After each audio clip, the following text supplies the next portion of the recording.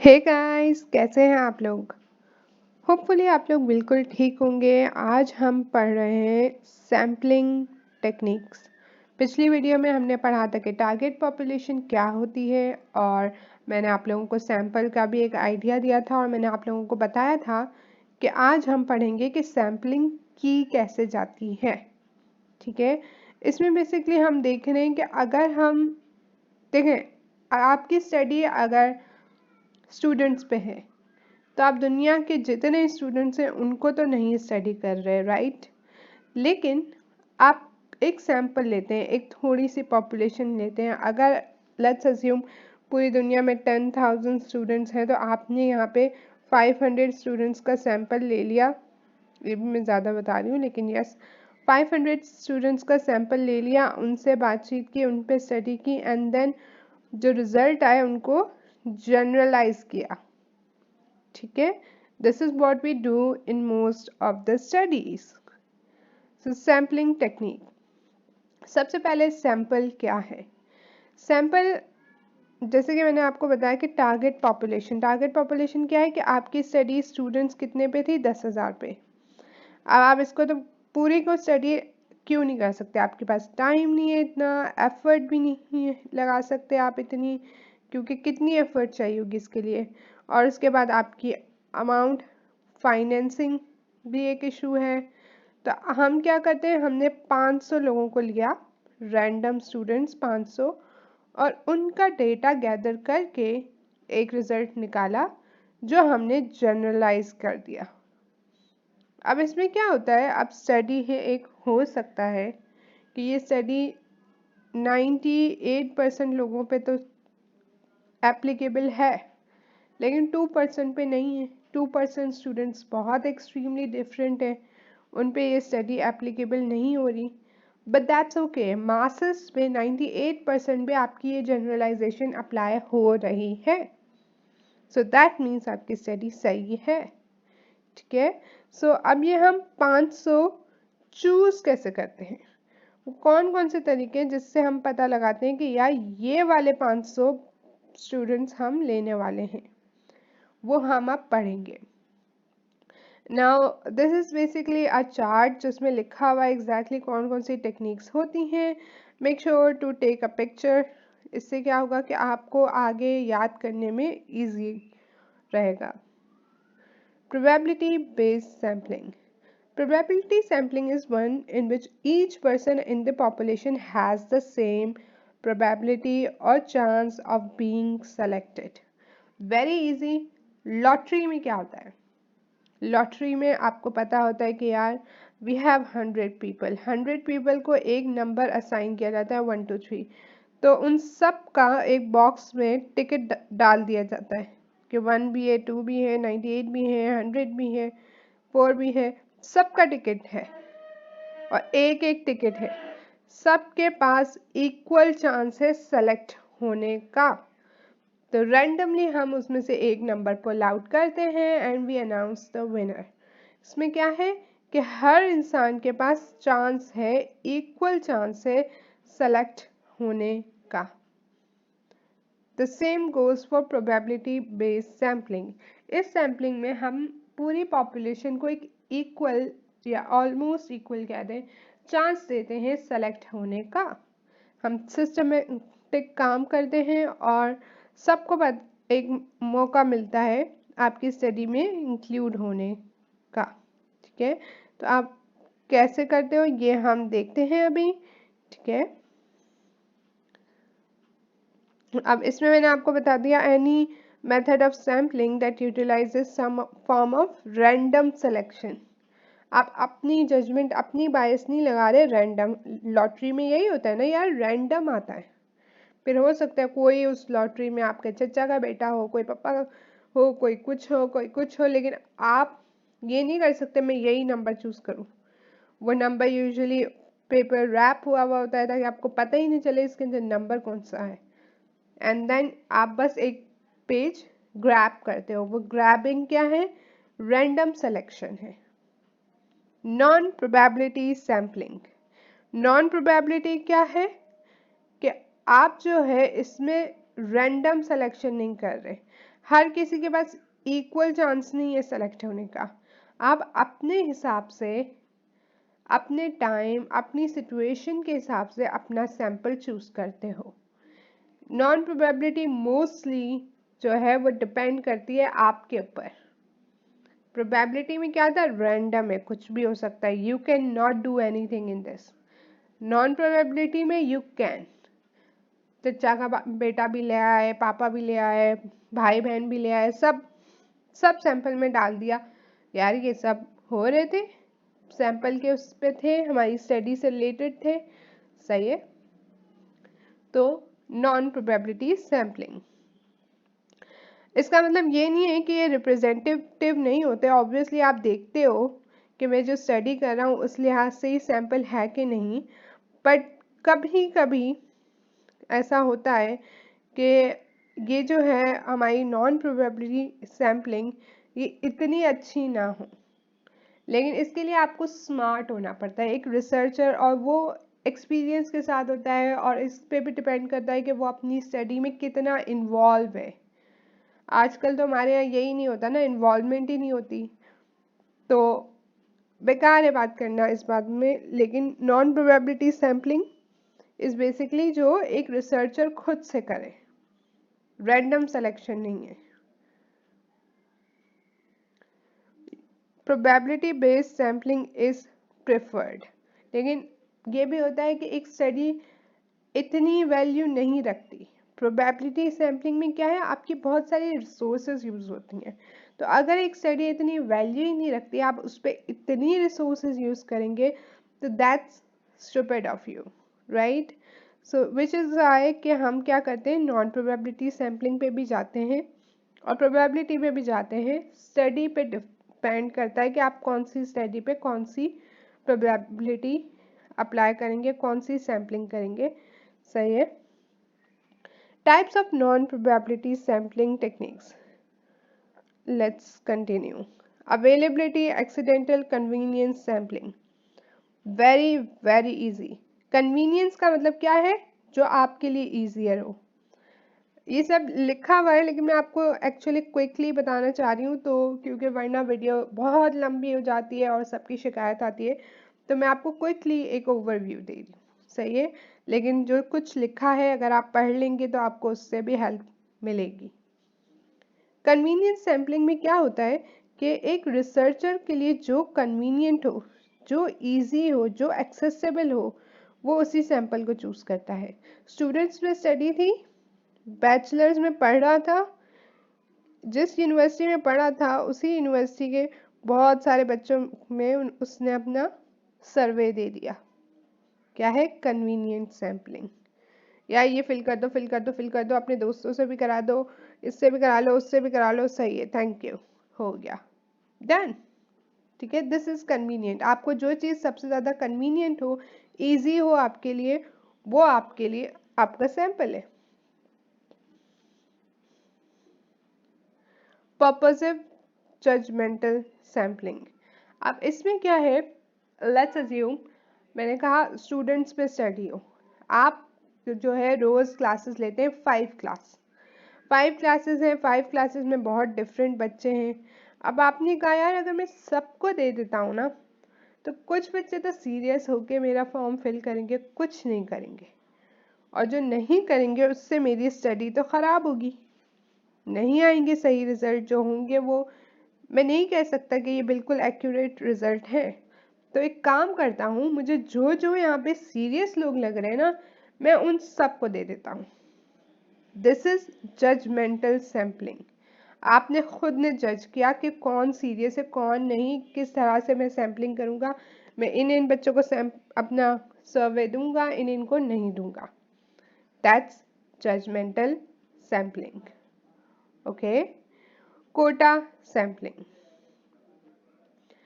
इसमें क्या होता है कि आप बेसिकली आपकी टारगेट पॉपुलेशन है ना, उसके डिफरेंट कैरेक्टरिस्टिक्स हो सकते हैं, ठीक है। हो सकता है, लेट्स अज्यूम सबसे इजियर होता है हमारा मेल फीमेल। अब मेल फीमेल है, अब आपकी क्लास में मेल्स भी हैं फीमेल्स भी हैं, तो आपने सोचा मैं 50 जो है मेल्स लेने वाला हूँ, 50 फीमेल्स लेने वाला। This is your quota sampling.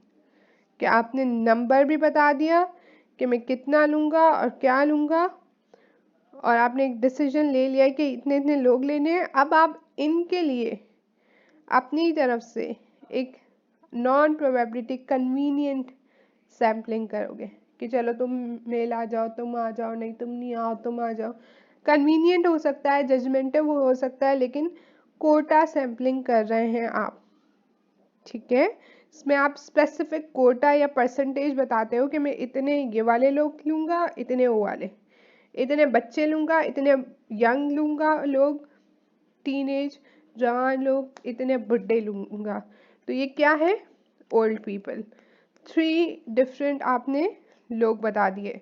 अब इसमें से आपने कहा मैं जो हूँ 10% ये बच्चे लूँगा, सही है, एंड बाकी जो है हमारा 90, उसमें से मैं 40, बल्कि सॉरी क्या कर रही हूँ, नहीं सही तो कर रही थी सॉरी, 45 जो यंग लोग और ओल्ड लोग लूँगा। तो ये क्या हो गया? कोटा सैम्पलिंग। अब आप जितना सैंपल ले रहे थे उस हिसाब से आप ये परसेंटेज उन पे इम्प्लीमेंट करेंगे एंड देन वो सैंपल चूज करेंगे। Alright, now snowball sampling. अच्छा, इट्स वेरी इंटरेस्टिंग। बेसिकली नाम ही आपको सब कुछ बता रहे हैं ना ऑलमोस्ट। कोटा आपने सुना होगा गवर्नमेंट जॉब्स के, या ये कोटा हैं, इतने कोटा इसके हैं। वो क्या है कि उन्होंने एक नंबर सेलेक्ट किया हुआ है कि बाकी सब तो बाद में, मैं इतने लोग यहाँ से लूँगा, इतने लोग वहाँ से लेंगे, हम इतने वहाँ से लेंगे। This is quota. Now snowball. Snowball आपने कभी अगर आइस में खेला हो तो आपने देखा होगा कि कहीं आप थोड़ा स्लोप हो ना, थोड़ा इस तरह से टिल्टेड जगह हो, वहां से एक छोटा सा बॉल अगर आप फेंकेंगे तो वो बड़ा होता जाएगा, बड़ा होता जाएगा, एंड में वो इतना बड़ा हो जाएगा। आपने तो इतना फेंका था, सही है। दिस इज व्हाट कि स्नो उसमें ऐड होती जाती है, ऐड होती जाती है, ऐड होती जाती है, और एंड में वो बड़ा बन जाता है।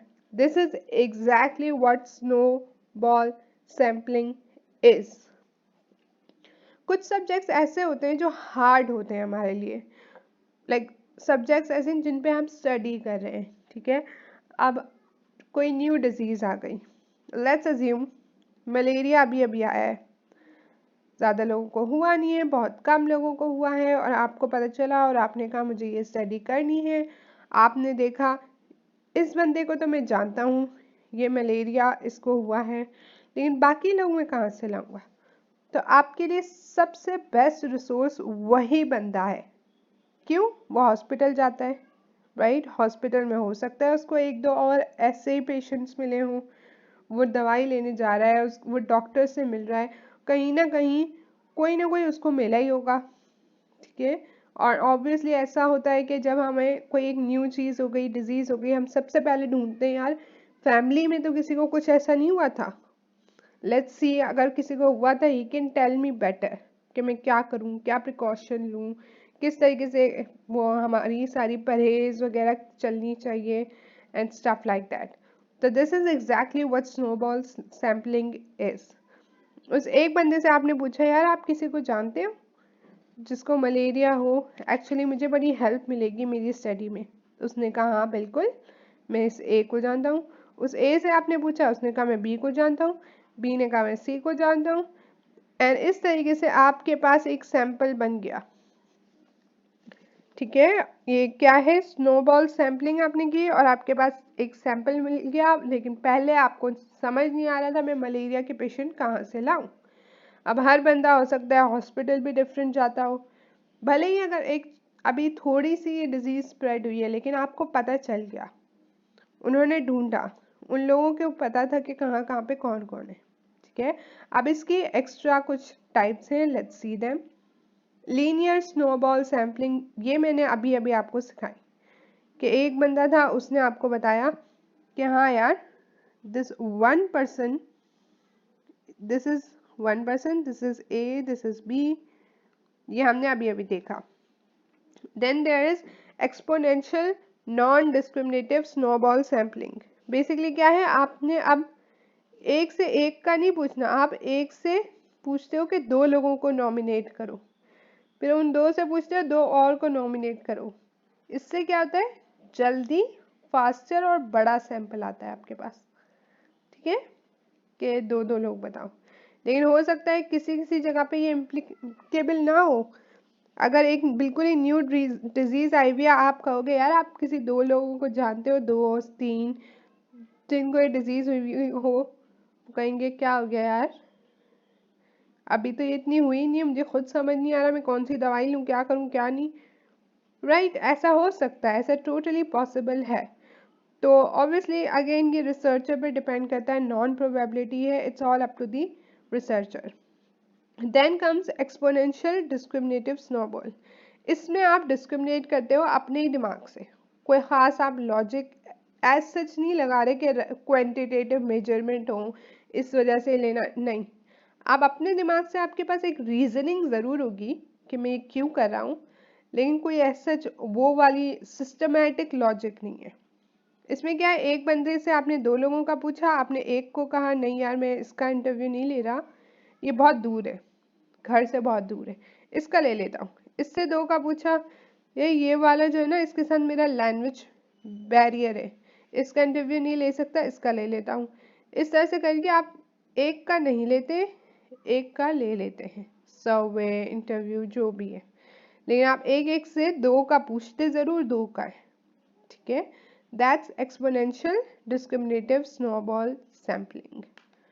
Now we come to probability sampling. कि प्रोबेबिलिटी सैम्पलिंग क्या है, वेरी इजी, सिंपल रैंडम, मैंने अभी आपको जो बताया था वही चीज़ है कि एक लॉटरी बॉक्स में 10 लोग हैं तो आपने 10 लोगों को एक एक नंबर दे दिया और रैंडमली आपने सेलेक्ट किया, सबके पास इक्वल चांस है सेलेक्ट होने का और बिल्कुल रैंडम है, रिसर्चर का इसमें कोई रोल नहीं है, वो ये नहीं कह सकता मैं इसको चूज कर रहा हूँ उसको नहीं। सिस्टमैटिक सैम्पलिंग, इसमें क्या है कि अगर हम एक क्लास में, मैंने क्या बताया था, क्लास में लेट्स से स्टूडेंट्स हैं, अब ये एग्जांपल मैं इसलिए ज़्यादा ले रही हूँ, आपको हो रहा होगा यार वही एग्जांपल क्यों, क्योंकि ये आपके लिए रिलेटेबल है, ठीक है। आप क्लास में बैठते हो, आप देखते हो यहाँ स्टूडेंट्स हैं वहाँ स्टूडेंट है, यू नो थिंग्स।